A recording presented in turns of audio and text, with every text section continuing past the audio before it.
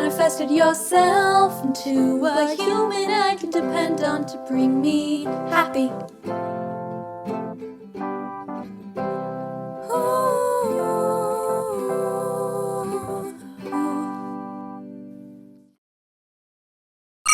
Manifesting an alien acting role or any role into a believable battle scene has stunts written all over it. This is your Star Trek talk show at Captain's Log. I'm Bryan Kreutz. And I'm Lili Fox-Lim. Just simply rolling with the punches is essential to Star Trek's almost 60 years of television and feature film history, with stunts intertwined into almost every one of the 900 plus episodes and 14 feature films. 14, that's crazy, yes. Now, the wonderful world of stunts definitively runs parallel with nearly every story in this storied Star Trek franchise. Now, Lili and I have had the great fortune to meet and quickly give a galaxy full of stunt superstars plenty of respect, like Tom Morga, Suzanne Rampe, and Chris Doyle. Ooh, and wait!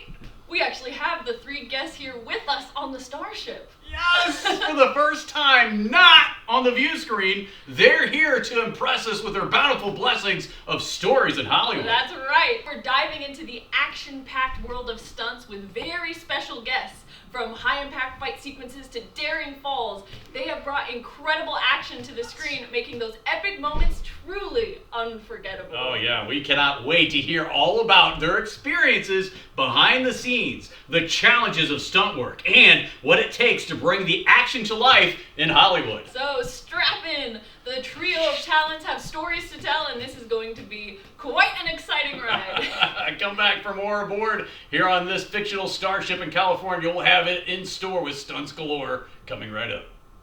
A Captain's Log returns in a moment. Hey, welcome back to A Captain's Log. I'm Bryan Kreutz with Lili Fox-Lim, Tom Morga, Suzanne Rampe, and Chris Doyle. All three are known for toughness, tenacity, as Hollywood stunt professionals. Now, we have a first here on A Captain's Log. Our first in-studio guests have joined us here in LA instead of being on the view screen. Now, this time we get to interact and relive so many Star Trek moments through story with these three fabulous guests. Yes, Tom Morga is known for so many moments in peril or punching out a person of rank in space costumes on several feature films for Trek. Then Star Trek's The Next Generation, Deep Space Nine, Voyager, and Enterprise. Welcome back to our show, this time in person. Well, thank you. It's a pleasure to be here. It's very exciting to be here, thanks. Well, I'm glad I'm here too. No, I'm sorry, I was just mocking you. No, anyway, it's a pleasure to be here with y'all instead of being on a screen someplace locked out in space. I love it. So, question for you, Suzanne. Can you tell us about your first experience as a stunt performer in Hollywood, and what was that like for you, and how did it shape your career? Well, it was one of those times when I was at USC and I was coming back home with a lot of uniforms and different things on, and the stunt coordinator saw me and just brought me in for athletic ability. And I was brought into a film where I had to take out an entire area that was covered with food and different things. It was a high school setting. He goes, I want you to fly over this thing. So I'm like, okay. So I did it, and I'm like landing on this. I do 500 of these a day in a gym because we train for 5 hours. So I'm like, I got paid what for that? Yeah, okay, I'll keep doing it. This was fun. Let's keep rolling. It was fantastic. Okay, this question is for Tom. You went in to do a stunt double for the best of the best, Leonard Nimoy, our Vulcan friend, and also ended up fitting the environmental spacesuit before taking a spacewalk. We have some pictures that we're showing the viewers and you. Can you please talk about how this manifested into the iconic scenes that you were a part of for Star Trek, the motion picture in 1979?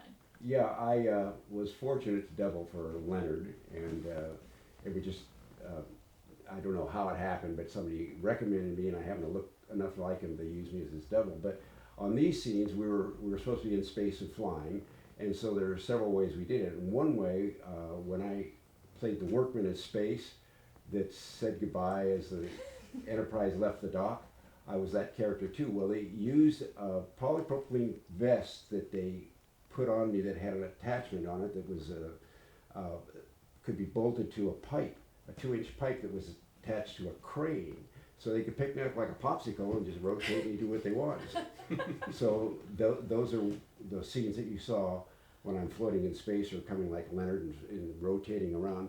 And you can see they're taking the suit off of me, and that's where you can see how it was built, which is kind of interesting for the fans to see, you know, how it happened. Yeah. Was that uncomfortable at all? Not too bad. I've been in a lot worse, but that had a lot of support to it, so it wasn't that bad. So Chris, you were the stunt double for Brent Spiner, all right, as Mr. Data on Star Trek The Next Generation, and Rene Auberjonois as Odo on Deep Space Nine many times. But let's talk about Klingons. You played many Klingon warriors with knives and batleths. I think we have a knife back here too, don't we, Lily? But looking to talk about one of your first stunt roles, this one in Star Trek The Next Generation in the episode titled Sins of the Father. You play your first Klingon assassin. I think we have a picture here to show on the screen, in this tiny little narrow alley where you're going against Worf's brother, Kern, as a Klingon assassin. Just talk about what it was like dressing up as a Klingon the first time and doing some amazing stunts, or just being a Klingon in general. It's agony, as you can tell by that one picture. And that other picture of Tom, you sure that was Mick Jagger? Oh. I thought it was Mick Jagger. When I'm looking, I'm going, what's he doing doubling Mick Jagger?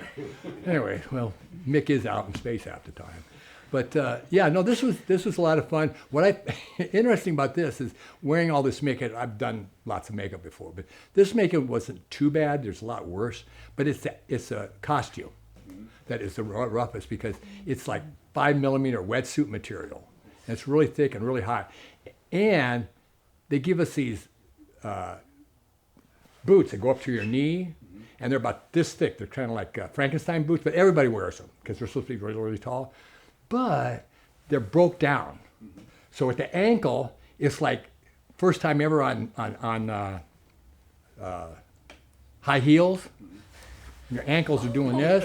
It was terrible. So I found out really quick before I even left my dressing room that I had to wrap my ankles real good because I kept falling off my shoes. It was really crazy.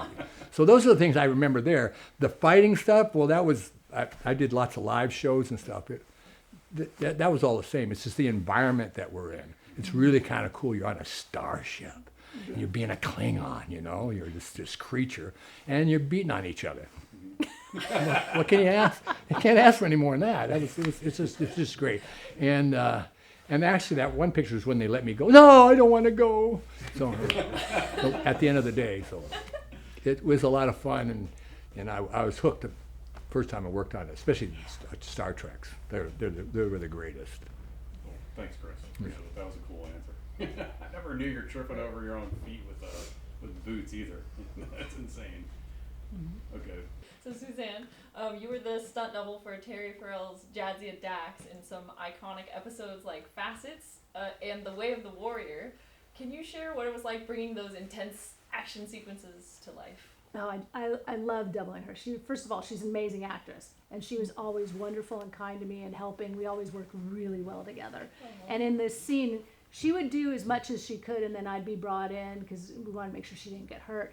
So in working with Avery Brooks, the actor for Cisco, I was able to start a fight scene, and then he'd come in and just choke me, and then I'd backhand him, and then, of course, it's not him, it's another stunt double. And then we went into him going out, laying out on the floor, because he was taken over by memories of another person. So he was not himself that day, I'd say. And we got a little confused on that and had to fight him. So, yes. And what about The Way of the Warrior? Any stories there or things you want to share? Way of the Warrior was really, really a great scene because there was a whole bunch of us fighting on the ops. And so it took a lot. It was my first time working with the bat lift. I had practiced on the beach of Southern California, which probably looked a little odd. I didn't have anybody coming up noticing, which I was shocked at because I'm swinging this thing around in my bikini. But anyways, but I was working with Tom, who I got to kill, yeah. But he was amazing. He was always amazing to work with. I felt like, if I ever needed to know anything, I'd turn to him and he'd be like, okay, this is what we're doing, and set it up along with Dennis and stuff. So it was great. I really enjoyed that. That was a great episode because we had a bunch of Klingons attacking DS9, and we'd be one guy over here getting this and that and there. And of course, she took me out. She hit me and then grabbed my leg and pulled it out from under me and killed me. It was great. There's something better than to die. Yeah. Is that true about just stunts in general as stunt people? More is better. Okay. The thing you always say about stunt people, they always get killed, but they get to come back to life. Yeah. right, so Tom, let's move on to 10 years later on the film, starring William Shatner and directed by William Shatner, Star Trek V: The Final Frontier in 1989. Now, you are a part of some of the greatest special feature deleted scenes ever in this alien Rockman suit, equipped with vented steam and some fearsome looking alien guy. Now, you shared an interesting set of behind the scenes pictures up near Magic Mountain in Valencia, California. Can you tell us about this experience as Rockman?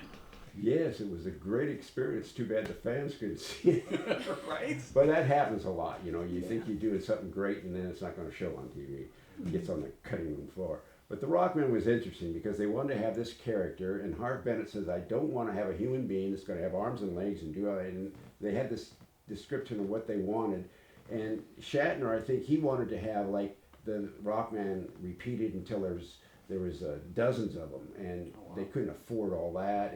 And so they shot this guy once on stage as a test, and then when we went up to do the outside stuff on location, they had tubes all through it, and they had a great big jar that they stuffed with cigarettes, lit the cigarettes, and blew this stuff all through the suit.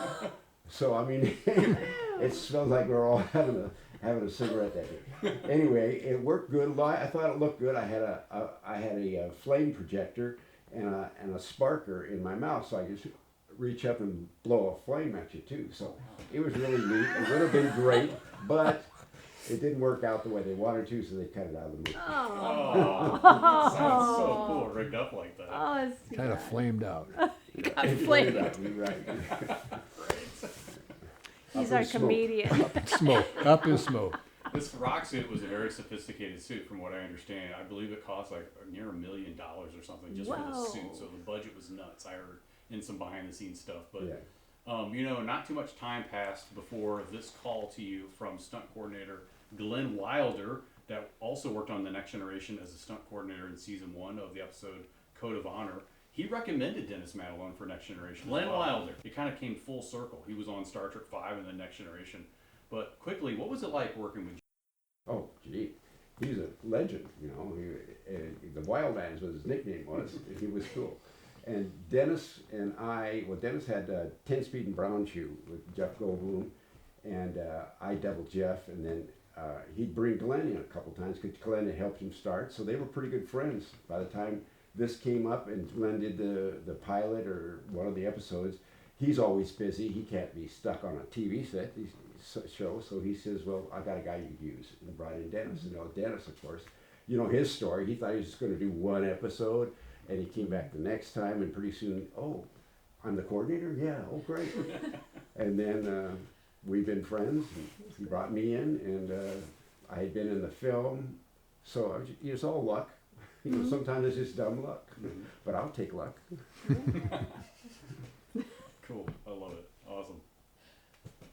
Chris, one of your first times ever at the Paramount lot for Star Trek The Next Generation, you're walking down the Enterprise corridor wearing a red Starfleet Command Division uniform, and you just take this solid phaser rifle hit to the chest with like sparks coming out. Right. Can you talk about that bright lit up stunt moment? Well, it was bright, and see what they would do is they give that instead of a squib, they give us a spark, so we had something to play off of instead of just walking down there. Okay, get hit or whatever. At least you got something to work off of, and it works. It's a lot better than just picking something out of your head, and you got to be careful you don't get that stuff in your eyes and stuff. It sparks, but and then they fill in the laser. So it was kind of cool. It was a very isolated shot. We don't get these isolated shots. Usually we got all the stuff going on at the same time. So the most difficult part is not to anticipate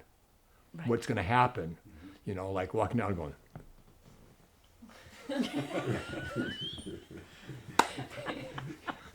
It's not, because you can get hurt by them squids.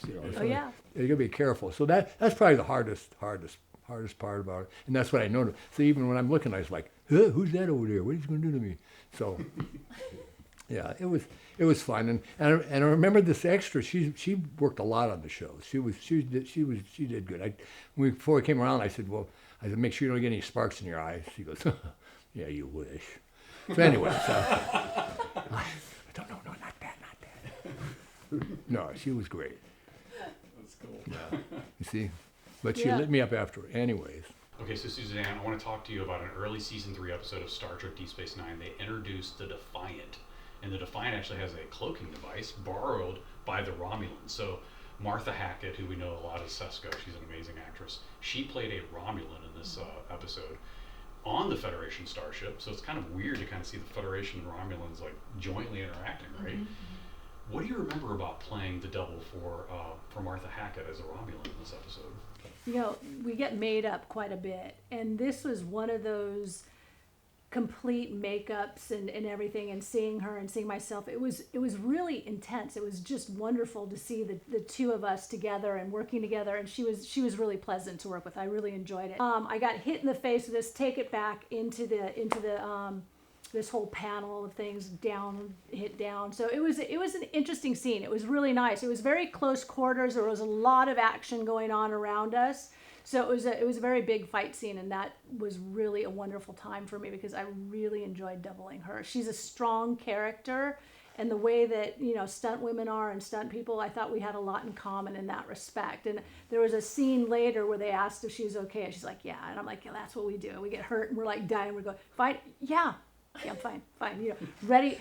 There was a time when Dax, I'm just gonna bring this up because I came around her and I had to put my arms around her. I was playing another character. Yeah. And they said, please make sure you get your head over her shoulder. And I was like, oh no, she's got to come back with a fist like this. And all I could do was like, please pull it, please pull it. No, right in the nose as hard as she could. And she's like, are you okay? And I'm like, yeah, I'm fine. But I couldn't stop my eyes from watering. As my eyes are like watering, I'm like, I'm holding it back, but I can't stop these tears flying down my face. And I was like, you guys know, you suck it up. You gotta suck it up. I got another one in here. Let's do it again. So you want to be strong. That was the thing with her character as a Romulan. She's a very strong character. So, you know, it could relate to that being in stunts because we try to do our best to pull everything out and do it well and do it without any issues. That's cool. That was one of your first times doubling on Star Trek, wasn't it? Not the first, but one of them. Yeah, it was one of the first. Yes, it actually was, because I look back at the picture of me. I had a picture of me as her double, and I go, oh my God, I'm young there. Oh, what a baby face. Love the story. That's so cool. In depth. Yes. That really is. So one more question for you, Tom, and then we'll get more to Chris Doyle. So let's move to the 1991 film Star Trek VI, The Undiscovered Country. There's some new morphing technology, much like in Terminator 2. It shows this character Martia switching from model Iman to a small human girl, played by Katie Jane Johnston, to you, Tom, playing the Brute. And you have an amazing set of stories on location in Alaska for the Klingon penal colony Rura Penthe. Can you tell us all about that? We don't have enough time for all that, but I'll give you the cliff notes. It was a lot of fun, and it was different, and we looked forward to the fact we were going to have some morphing, because they hadn't done it much in those movies, and so it was really going to be a great deal, because I'm going to sit there and morph into this little girl, and carry on with what we were doing. But unfortunately, Terminator came out a few weeks before our movie, and it did everything morphed, and so what they thought we did was nothing. Disappointing. However, it was a lot of fun, and I did get to play this big character, and I thought it was great stuff. We were in the lift going up, and this is when Shatner's standing there, and McCoy's looking at him and says, "This is what you were spooning with?" Because all he knew was what Amon was, and then I shifted into this creature. So, but it was a lot of fun and interesting, and we got to go to Alaska. We went to Anchorage, and then took a helicopter. Well, actually, I got up at 3 in the morning, put the makeup on, and then we got into a truck, went to the airport, and got in a helicopter, flew the helicopter to a home that was some people in Alaska that lived near the end of the glacier. In fact, I got pictures of them in their house, and I'm helping them wash dishes while we're waiting for our helicopter. But we took the helicopter, and we went flying across the whole glacier front, and then landed where we were going to be doing our shooting. And I have a couple pictures of that, and you can see me as the Brute looking at the edge of this great big glacier. We did a lot of neat things up there. cinematography is great. crazy. That's dude. great. I can't imagine how cold you would have been like going in there. How was that? Oh, cold, you wouldn't believe, because they had this totally below, 40-degree below material on me. Then they put several different layers of animal cloth, of pelts on me. I was in rubber that was completely over my head, and I was all in this glue to start with. It was so hot that when the helicopter came in, I pulled off the front of it and just faced the prop wash. I was just boiling. It was like I was having heat stroke on the glacier. So the total opposite of what we would expect in Alaska. That's crazy. So last night I was looking on the Paramount Star Trek 6 special features, and that's when I think they took some of your camcorder footage, and there was a shot of you through like the cockpit of the helicopter, and you could see you in the brute costume. Right. And so who was shooting that footage? If that's your home video camera, who was shooting that? Well, I got somebody, one of the people that was at the house, I asked them if they just shoot the beginning of this because we wanted to get a takeoff. So they did that, and they took my camera, shot a piece of it, and then they gave me my camera and I took it off. And then later I got a shot of a helicopter going, so I just made my own little show. But it was fun to be able to have that camera because we were able to see a lot of behind the scene things. For instance, when you see them walking across the surface, the wind is blowing and the snow is flying, and you're out in a real location. Now, how do you make that snow fly? Use a helicopter. Ah. So I have a picture of the whole crew and the camera, and then they're out with a sledge walking, and behind them is the helicopter blowing all the snow. It worked. That'll do it. Sure did. I'm glad you got that footage too. That's so cool. A captain's log returns in a moment. Hey, let's welcome back Hollywood stunt double and coordinator Chris Doyle to the fold, who, like Tom Morga, appeared in several feature theatrical films for Star Trek The Next Generation, Deep Space Nine, Voyager, and Enterprise. We also have Suzanne Rampe, who was in Star Trek Voyager and Star Trek Deep Space Nine. But this time, in person, Chris Doyle is here. I believe we have a question for you, Chris. Let's talk about probably the most popular episode in Star Trek, The Best of Both Worlds. All right, this is really cool in Star Trek The Next Generation. Now, probably more regularly this time as a Borg drone, in one moment, Dr. Beverly Crusher is standing almost nose to nose with you when you're aboard in this Borg alcove chamber looking thing. Can you tell us your memories the first time about being aboard, standing stoically still as Dr. Crusher walks up to you, looks around, scans you, and then, of course, there's long days in Borg makeup, in this crazy makeup, and I believe it was like some type of new type of makeup that they eventually perfected. But just tell us about your memories, what you remember. Well, the makeup, it was kind of an off-white, a dirty white. Usually they use clown makeup, which is oil base. Well, you don't want to do that because of sweat, and you don't want to get makeup, especially that color, all over everything. So they came up with, they mixed some of whatever their makeup was with this PAC stuff, which is basically a glue. And they put that on your face. And then they don't have to be touched up and nothing like that. It's getting it off at the end of the night. That's the problem.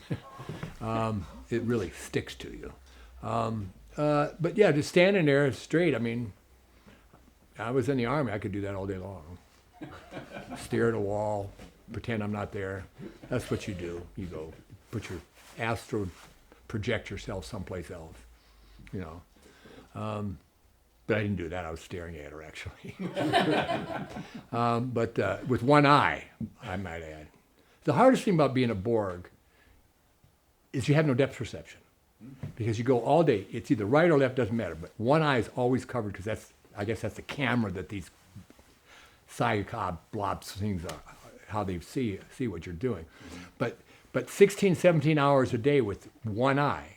And then afterwards, you were Borg, right? Oh, many times. Okay, so you really can relate.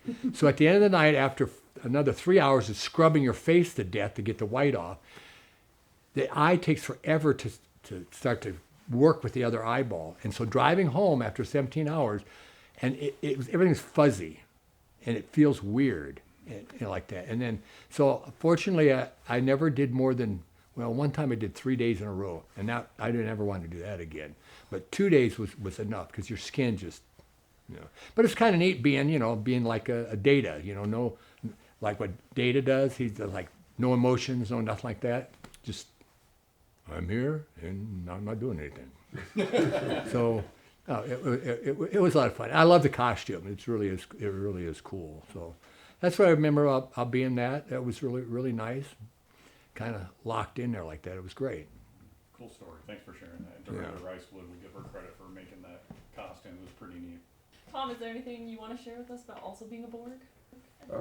Well, I could. I did a lot of Borgs. I did a couple of kind of neat Borgs because I was the one that assimilated Janeway when she became a Borg too.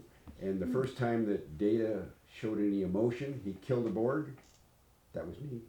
The funniest thing about that is that Borgs are, like you say, they're all this kind of metal-looking, gray-looking thing.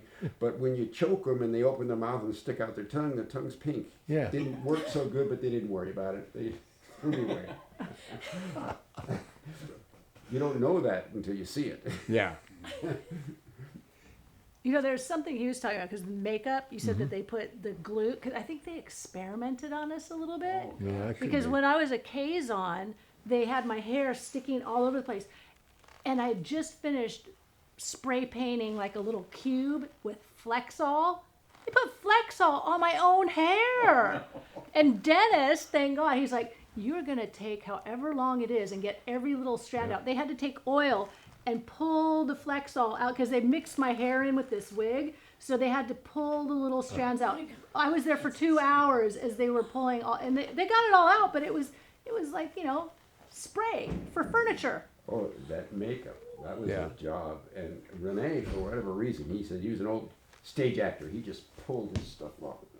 I don't know how you do it every day. Yeah. Because I'd sit there for at least a half hour and they slowly dissolve it off and peel Yeah.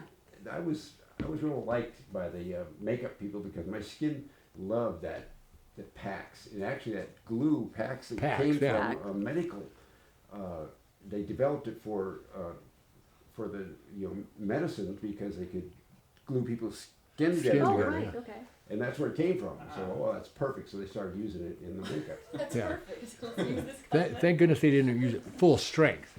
It was Thank close, you. but Yeah, not complete. thank goodness. Else I'd still look like that. Yeah, it was tough. Which wouldn't be too bad. I'd still I look used- young then. Well, we've been through film, TV, and early memories of these three fine stunt superstars. We'll return for part 2 of this exciting stunt superlatives next week. Can't wait for that.